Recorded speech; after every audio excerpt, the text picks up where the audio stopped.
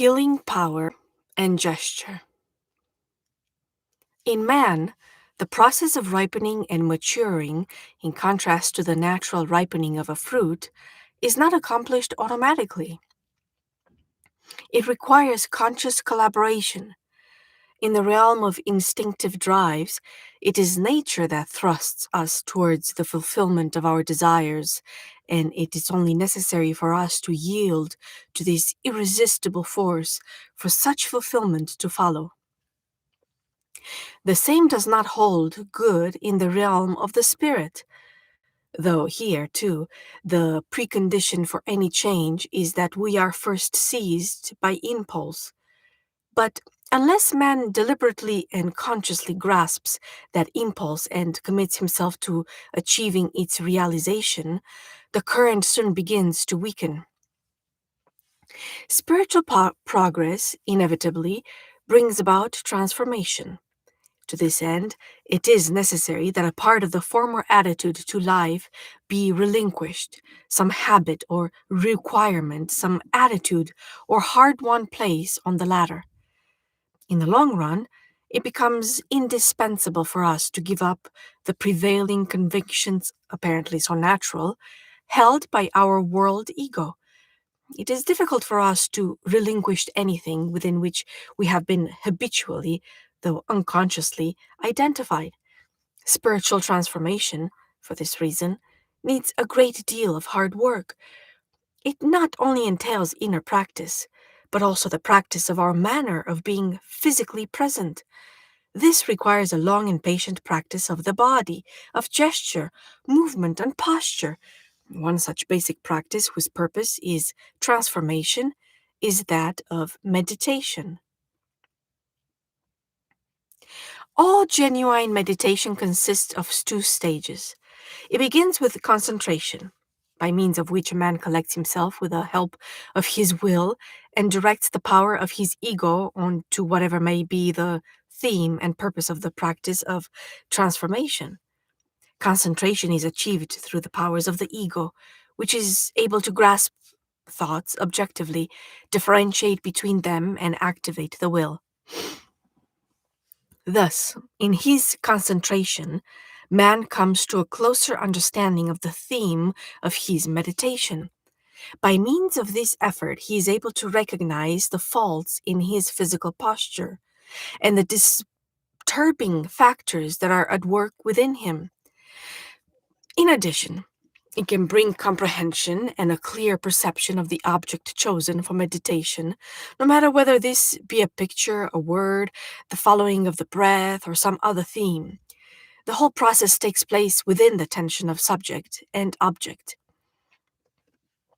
Without such concentrated preliminary tension, without the attention that collects the whole person, so that he is at the same time focused within himself and turned towards the object, no meditation is possible. None of the foregoing, however, is as yet meditation. Meditation does not truly begin until that which the ego had seized upon in turn seizes the ego, and by this movement changes rational analysis into synthesis. By this means, the quality of consciousness is transformed from the masculine, active state, which is, as it were, a sword, into the feminine, passive condition of the open chalice that is capable of being filled as from an inner well spring, without the active help of the ego. Thus, action is transformed into passion and doing into being. The word meditation comes from meditare, which is a passive form of the verb meaning being moved to the center, rather than the active, which is moving to the center. But this center is not a fixed point on which a man concentrates as he would on an object. Rather, the contrary can be said, that it itself concentrates a man by drawing him inwards and collecting him there. This center is, after all, man's own essence, his transcendental core. Eventually, with practice, the center is experienced as a particular state in which the antithesis of subject and object is gradually dissolved. When this occurs, the meditator has the sensation of being centered. And so, step by step, essential being awakes and becomes an inward knowing that experiences itself as a personal life center anchored in greater life. This forms the basis of a new consciousness of the world in which man senses himself as being reborn. The transformation, which is the object of meditation, is a progressive process. Identification with the word world ego is superseded by identification with divine being, but not until there is an integration of world ego and our essential being does the true self, for an example, the person, really exist. When this happens, he is able to reveal essential being in his changed and now transparent world ego. Thus, meditation is not merely a process of thought, but a transformation of the whole man, not only an inner happening, but one which includes the transformation of the body. It will be readily understood, therefore, that the theme of a man's meditation is less important than his manner of meditating. The prerequisite of any meditation worthy of the name is that the purpose of practice is understood to be progress along the inner way rather than worldly achievement or the enlargement of worldly capacities. In meditation, there is a close connection between what is done and how it is done. It may happen that the contents of experience have such overwhelming power that they literally throw a man to his knees. An example, they force him into certain postures. On the other hand, there are postures of such permeability to transcendence, such power to transform that through them all contents of meditation become transparent to essence and being. Provided a man is wholeheartedly committed in his striving for union with transcendental being, the releasing of the force which brings wholeness will depend more on the totality of his physical posture than on the factual contents of his rational mind. A man's state of mind at any given moment becomes apparent in his way of being present, his behavior and his gestures.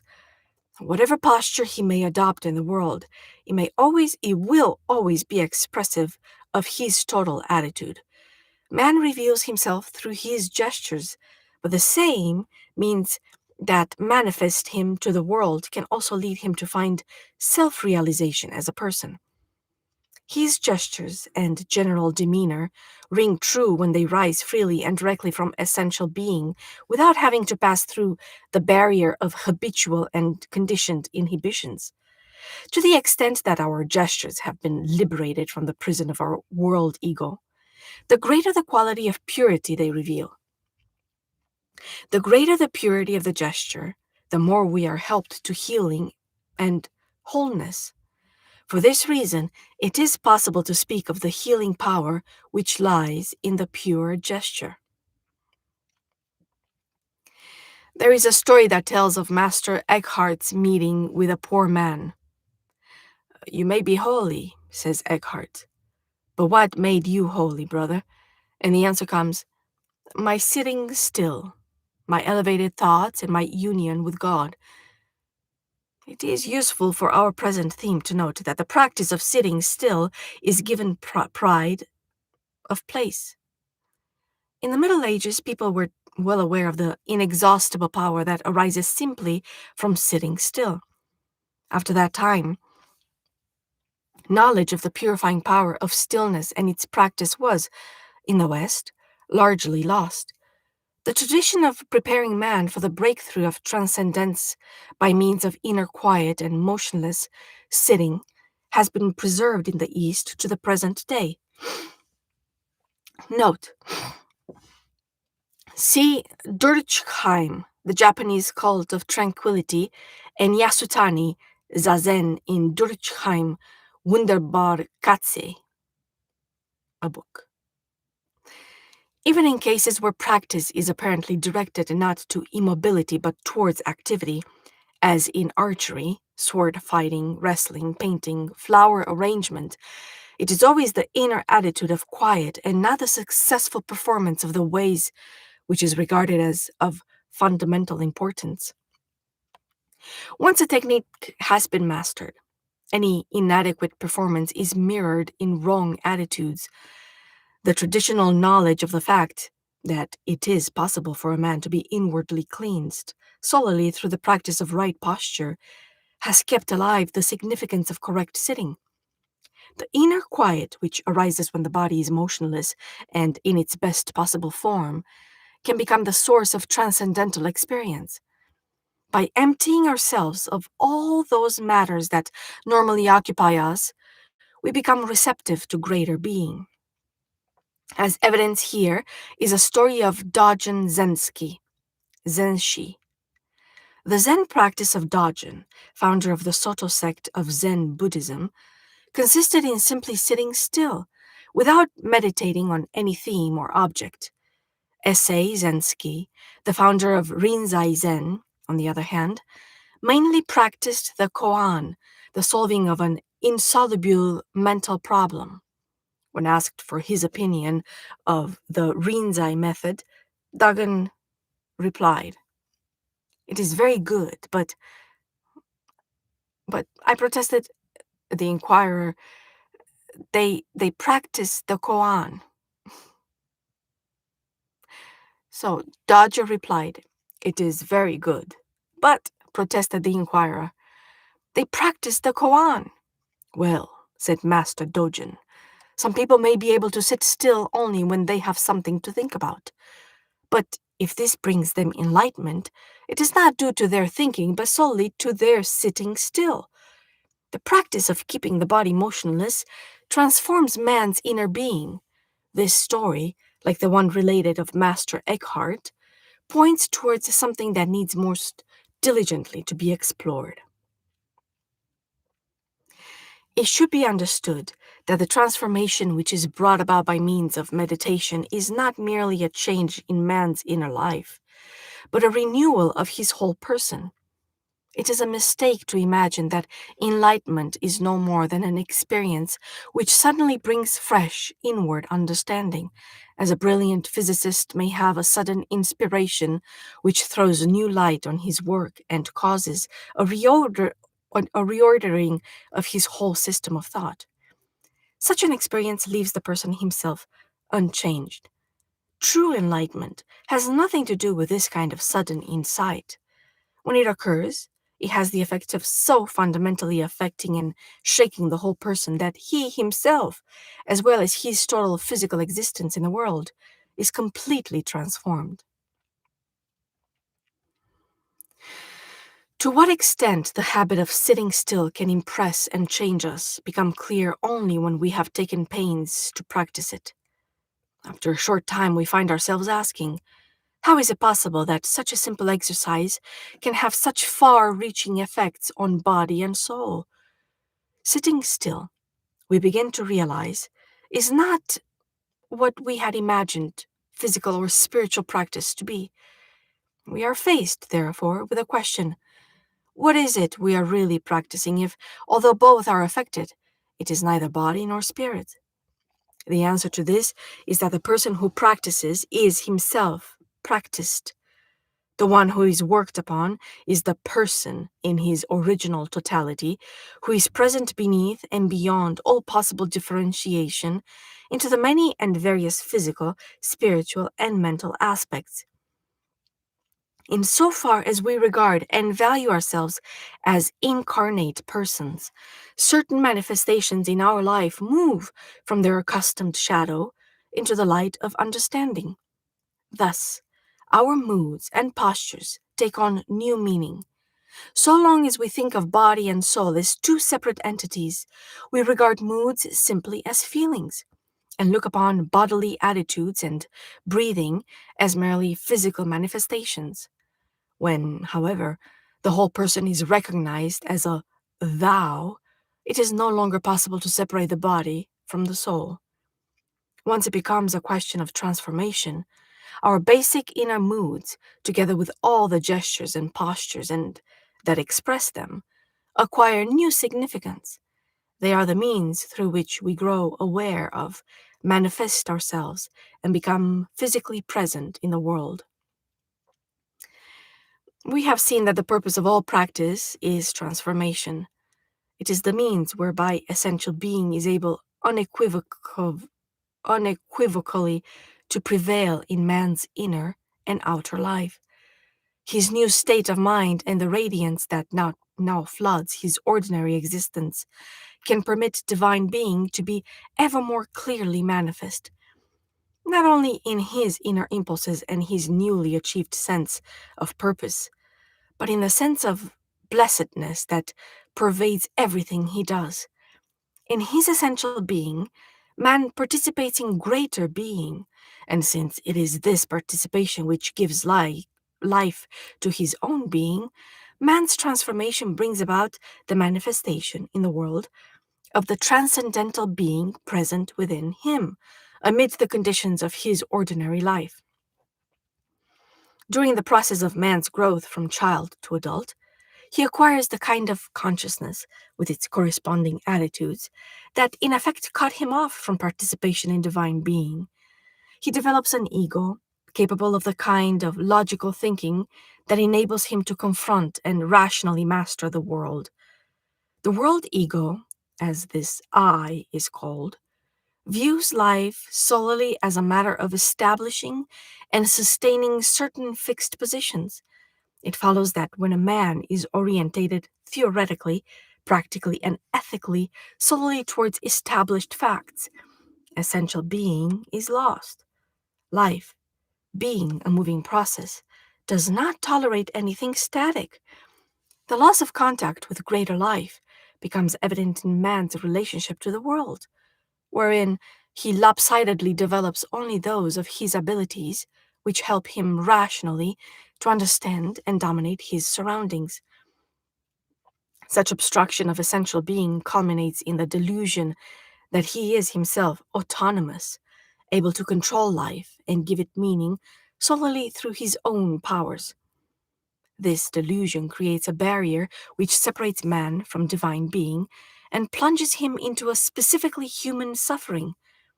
Yet it should not be forgotten that this same suffering, which is the result of estrangement from divine being, can itself become the means whereby divine being may, at some time, shine out against the background of our misconceptions.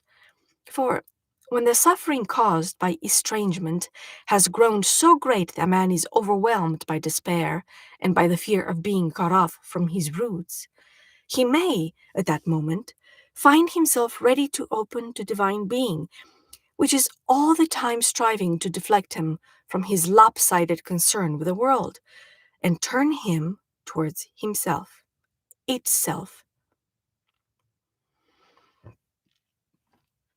The conditions necessary to make possible this reversal in a life that has been orientated solely to the world are that the reality of divine being, present within a man's being, should ceaselessly strive to become manifest in and through him, that this man with his rationally orientated mind should have become estranged from and be in conflict with his essential being.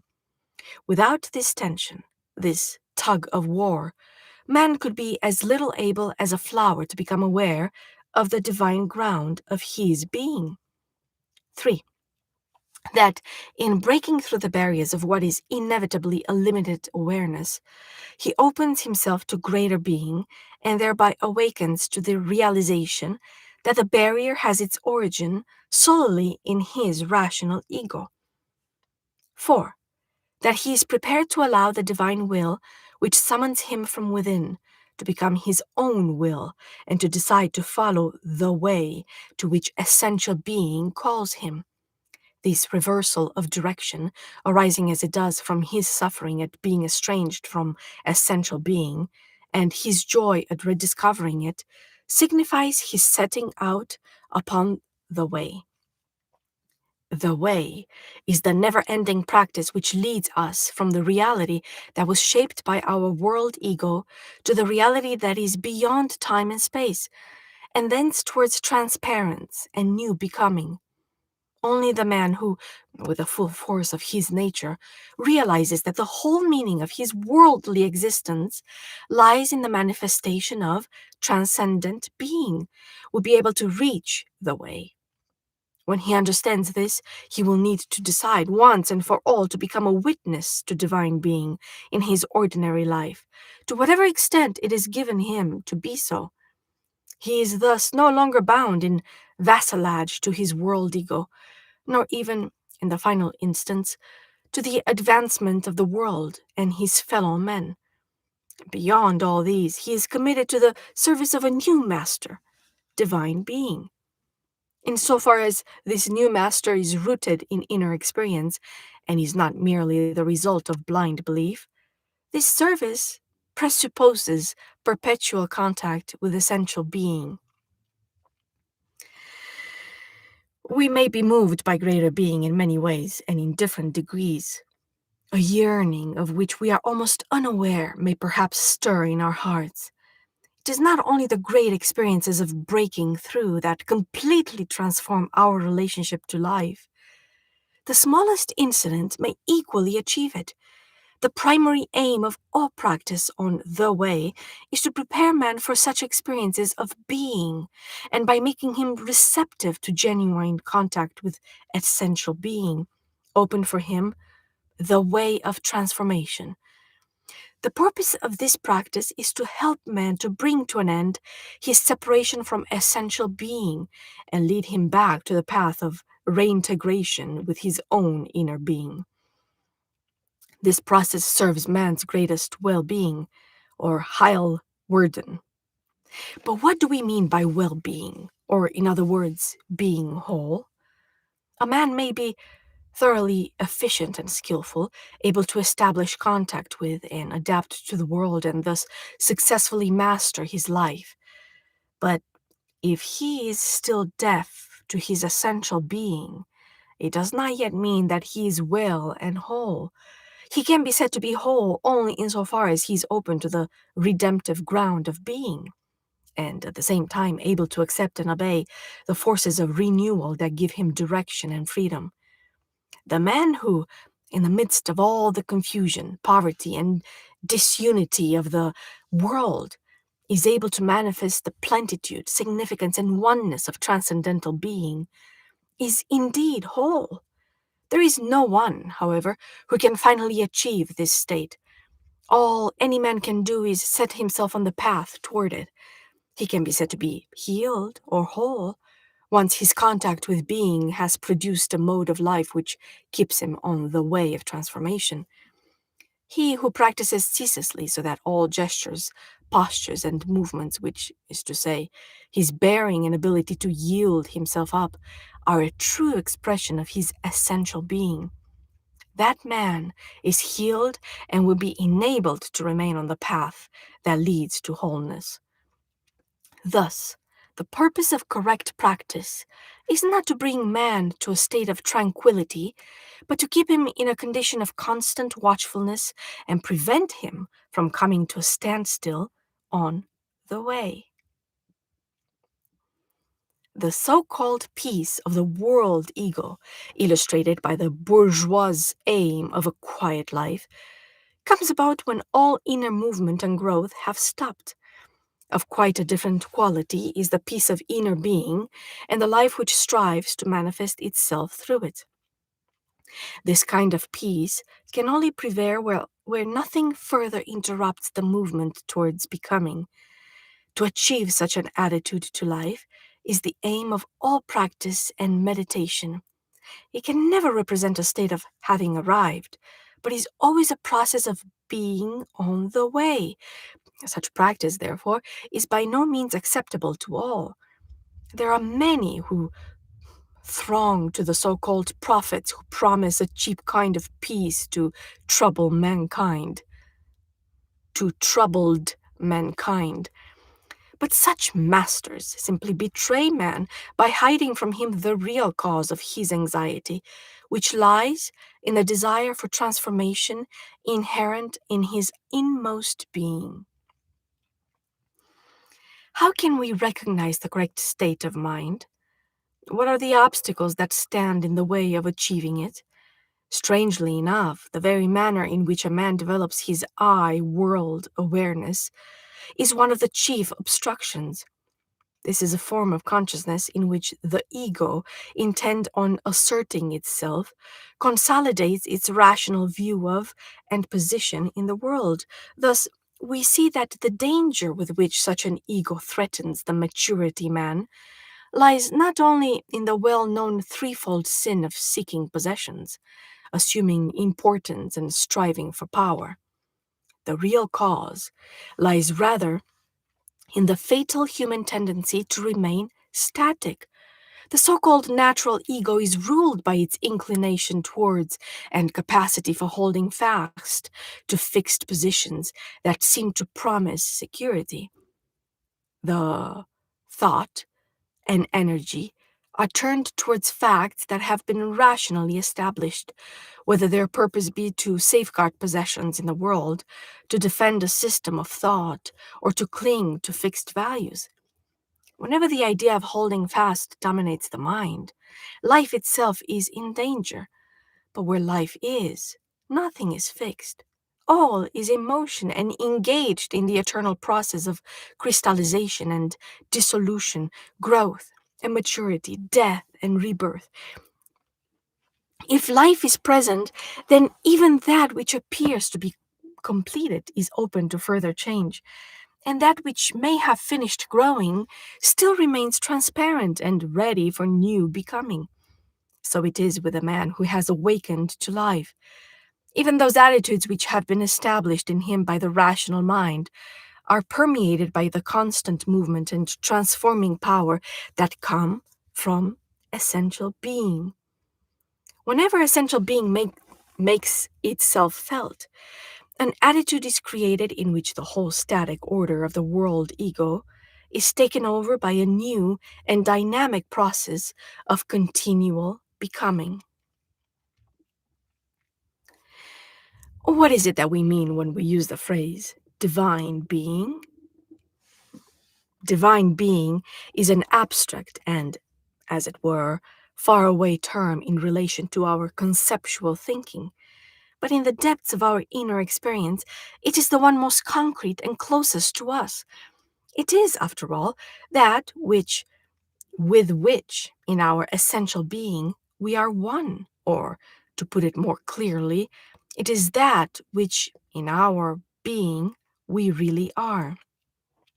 For this reason, it is able to shower upon us experiences of such force, radiance, and plenitude, that our rational mind is completely overwhelmed. When we are thus seized by divine being, our basic mood entirely changes. Strength, joy, and love seem to wake within us, experiences which, from the standpoint of the ego, are incomprehensible and without reason.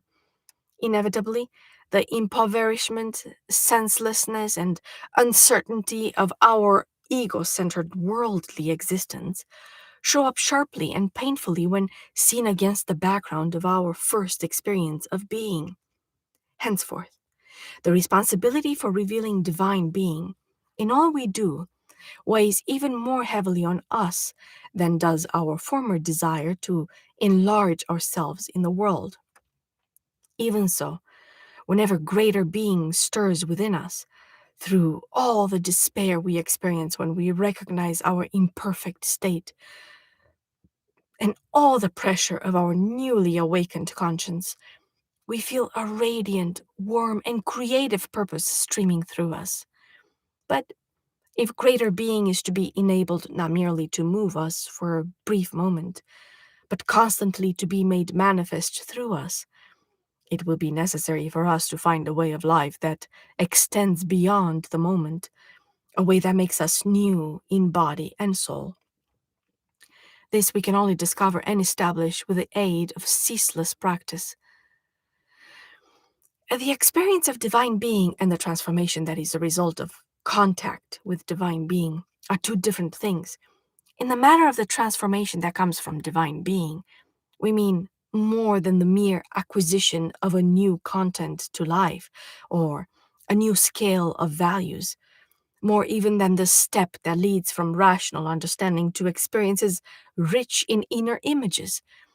It is possible for a man to have wonderful visions that herald the advent of divine being without really tasting it. He may experience a foretaste of divine being in a dream or in a moment of great happiness, but such momentary influences will not be sufficient to transform him. In fact, he may have countless revelatory experiences without being changed by them one whit. They may even happen daily and leave him essentially unaltered. It is only when we really hear the summons that resounds in all genuine experience of being and, having heard, commit ourselves to reply that our state of mind becomes sufficiently modified to correspond to it. In this way, the new person is born, and life is filled with fresh meaning and impulse. Imagination, action, and thought are now so impregnated with a transcendental ground of being that even the authority of the rational perception undergoes a fundamental change. It is no longer the ultimate judge of our understanding and the arbiter of our actions. We must not, however, because of this, revile and condemn it. The rational mind, after all, is that which distinguishes us from the beasts and is the prerequisite for spiritual growth. Neither rational thinking nor its focal point, the ego, are in themselves evil. They only become so when man identifies himself with them alone and thus becomes estranged from the ground of being, which is, by its nature, beyond rationalization. The real significance and purpose of all rational behavior should be to make room for divine being to unfold within us and, through us, to manifest itself in the world. To change our attitude by means of the practice that accords with essential being requires, above all, to change our attitude by means of the practice that accords with essential being requires, above all, that the world ego be dislodged from its central position. Once we have realized this, it necessarily follows that in all those areas of life and experience which cannot be subjugated by the grasping, fixing ego, our interest is enlarged. Two realms of experience now acquire particular significance, that of sense and that of inner bodily responses. Whenever our hierarchy of values is ordered by rational principles, these take a back seat. But they can never be robbed of their quality of immediacy and freshness, even when they are experienced within the frame of a rationally ordered life. They, their intrinsic quality enables them to become in us beneficent witnesses to divine being, provided we learn to live with them and let them be. It is a truism that man, even when enmeshed in his rational activities, is continually renewed by his contact with nature, country air, forests, the seashore, practicing the perception of the qualities of smell, taste, sight, hearing, and inner body movement can have a wonderfully refreshing and curative effect so long as we are able to experience them purely. By purely, we mean free from the ego's habitual process of labeling and naming all things according to their specific properties. There is a form of meditation in which, by sharpening our senses, we unlock the transcendental content that resides in them and thereby assist transformation. Even more important, however, than this freeing of the senses is our need to experience our bodies, always provided that the body is not regarded merely as a thing, but as a means by which a man manifests himself in the world as a person. Whether it be in repose or in motion, The human body is intended to carry, transmit, and bear witness to essential life, which is designed to assume a particular form in the world in accordance with its inner image. In this way, the body bears witness to that being which is ever striving within it towards manifestation. The world, the word body here, is not to be thought of in static terms. It implies rather the unity inherent in the changing pattern of posture, attitude, and gesture by means of which an individual person lives out his life. This body, however, since it is subject to the distorting conditions of the world, can never become the perfect expression of being, nor the complete realization of that inherent image which is unconditioned by time and space. Whatever its momentary form may be, it will always mirror the imperfections that the world has wrought in it.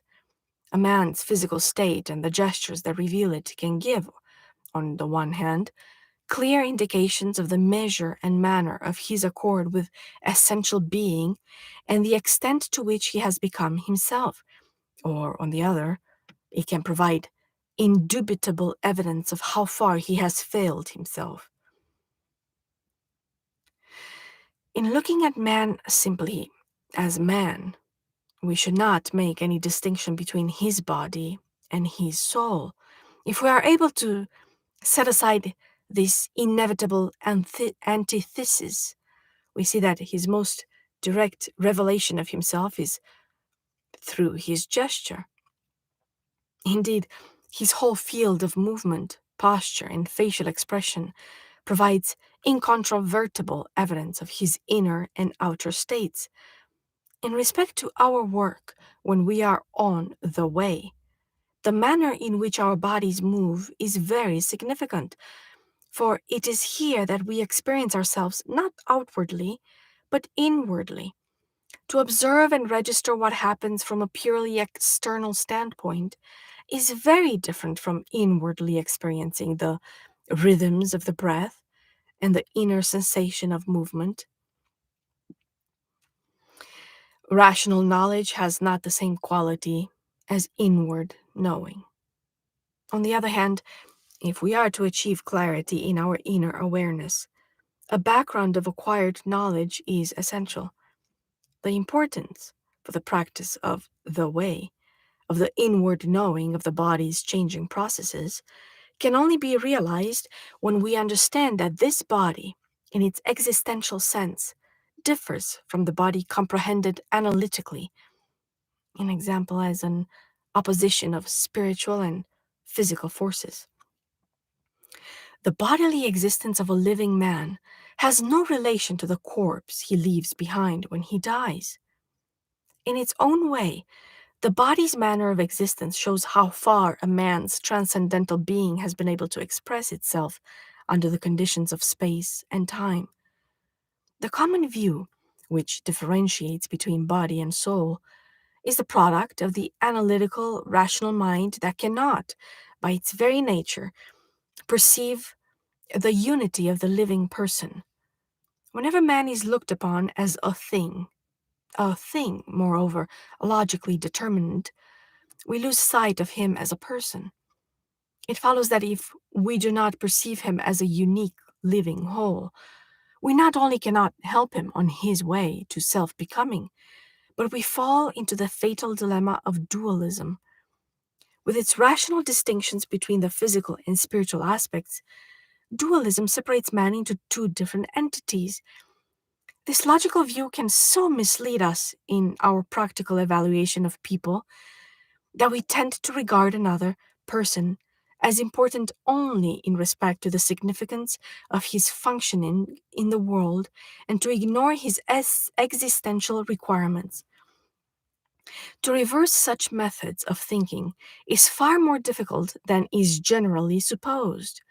High-sounding Platonic assumptions of the unity of body and soul are no more useful here than our ineffective modern attempts to coordinate the practices of medicine and psychology. We shall not achieve any valid understanding of a human being by adding what we can deduce from the living corpse to our knowledge of the bodiless psyche. The concept of the unity of body and soul is the product of discursive thinking. It fails to take into account that vital person who is to be met in another as a thou, or experienced within ourselves as an I.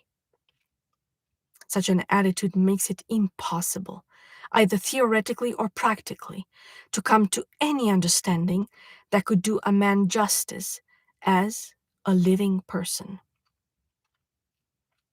Note: See Hans Trub, Heilung aus der Begegnung, Healing Through Encounter, Klett Verlag.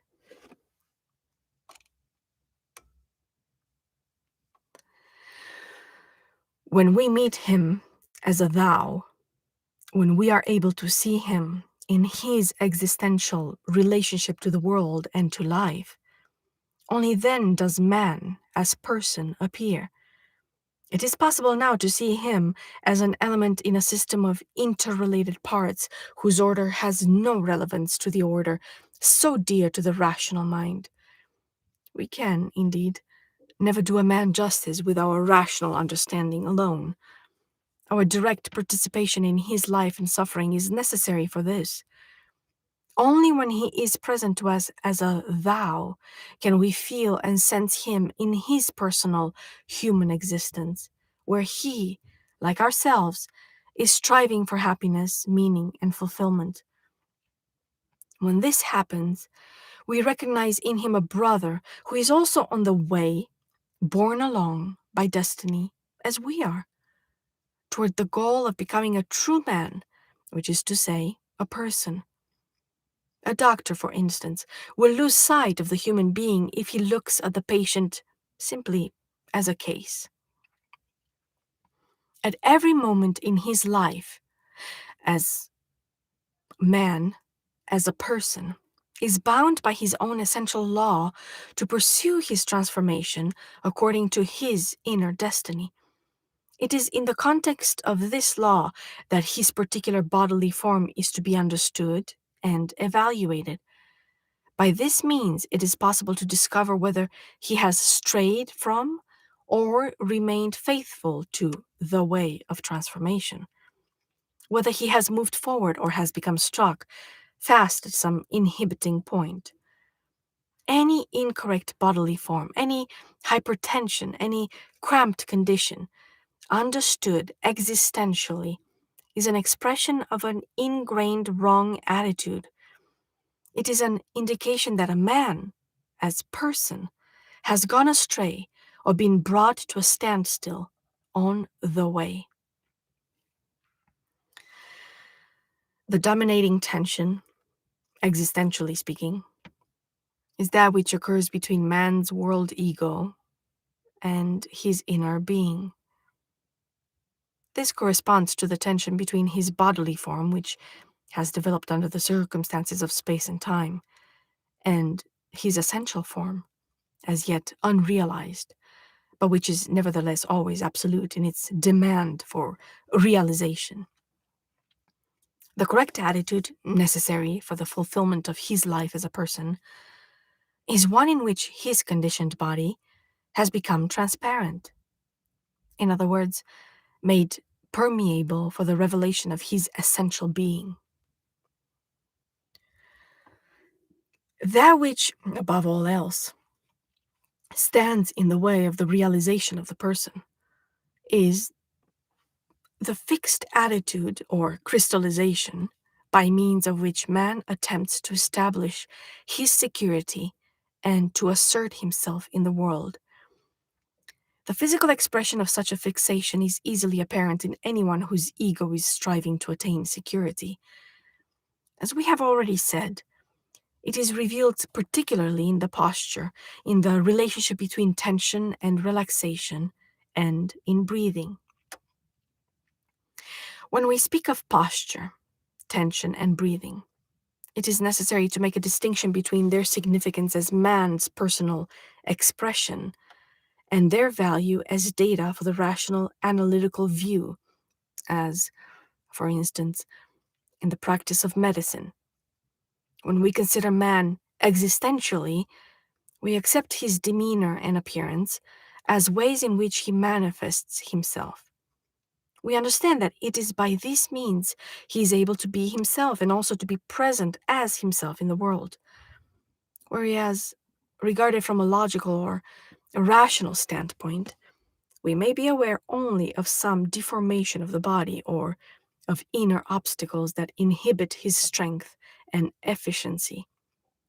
If our concern is with self becoming, we cannot fail, for the sake of our own understanding, to take into account the personal significance of posture, breathing, and patterns of tension. No, no exercitium can ignore these three elements for the reason that man's physical attitude does not represent only a bodily state, but also his way of being present as a person. And there are, as we shall see, exercises which serve the inner development of the person by bringing about the correct bodily form. The manner in which he is physically present and the degree of his permeability reveal the point at which a man has arrived on his way to maturity, which is to say, towards integration with his essential being. He may perhaps be physically ill and yet, as a person, present in the right way because of his permeability to the demands of his essential being. In contrast to this, a thoroughly healthy athlete may well be present in the wrong way if his inward growth is obstructed by arrogance or self-love, either of which will bar him from essential being. A man's correct attitude is never static. It is not something that is achieved once and for all. Rather, it is a living, moving, changing process within which he can remain receptive towards his essence, in spite of the fact that the bodily form he may have at any given moment is bound by conditions of space and time. This enables him to obey the striving of his inner being to become manifest, to remain always in a state of transformation, and to become ever more permeable to divine being. An attitude, or state of being, manifests itself and develops from moment to moment in the unity of a man's gestures. As we speak of correct attitude, so can we speak of transparent gesture, which is one capable of manifesting the right attitude and, by repetition, becoming firmly established. This transparent gesture may be said to exist when essential being is fully manifested in it. To make this possible, the gesture must be free of all fixations grounded in the ego, and above all from the dominance of those attitudes by means of which the world ego protects itself. Our concern is to become transparent to divine being and to let it resound through us. The pure gesture can manifest essential being in accordance with the inner image. But no gesture, even though it may have in it nothing of ego, is really pure, so long as it lacks form. It is by means of the pure gesture that the correct form is realized and able to prove itself. Such a gesture is not inspired by the ego, but is a gift to man from his inherent image. Thus, the correct physical form is the means by which the image can express and fulfill itself. By the purity of his gesture, we are enabled to see that a man is present in the right way. This means that he is permeable to his individual essence as it strives towards the revelation of plenitude, innate form, and unity of divine being. When a man is present in the purity of his gestures, his chief characteristics are a simple, unaffected trustfulness, a natural harmony, and an attitude of friendliness which can only exist when there is genuine contact with essential being. In a like sense, The pure gesture also liberates the healing spirit of which it is an expression. It is both the manifestation and the ever living source of an attitude which enables man to respond appropriately to all situations of life. Each new circumstance stimulates the cycle of transformation afresh. Thus, we see that the pure gesture is an expression of the law of movement, which is constant renewal. By means of pure gesture, man as an individual form in time, or Zeitgestalt, is enabled to relate in his own way to the primal movement of life, wherein the forms which have crystallized in him under world conditions are repeatedly dissolved and remade in accordance with essential being. This is a process of continuous transformation. The pure gesture is evidence of the fact that man has found a vital way of life, a way which enables him to face the world fearlessly because he is living directly from essential being. Thus, the more unequivocally a man lives from essential being and without regard to his world ego, the more freely and without prejudice will he meet all that may, from moment to moment, confront him. This means that he is really open to life, which, as we know, never repeats itself. Now he perceives even familiar things as if for the first time, no longer taking up fixed positions, he is able to give his whole self, just as he is, to every passing moment. The practice of pure gesture requires first that a man have a continuous awareness of his usual behavior, his prejudices, habits, and processes of self-protection, and secondly, that he should awake in himself a determination to retract and dissolve all these attitudes with which he deceives himself as to what is the truth of life. The end of part 2 from the book The Way of Transformation by Durkheim Karl Fried Graf von Graf.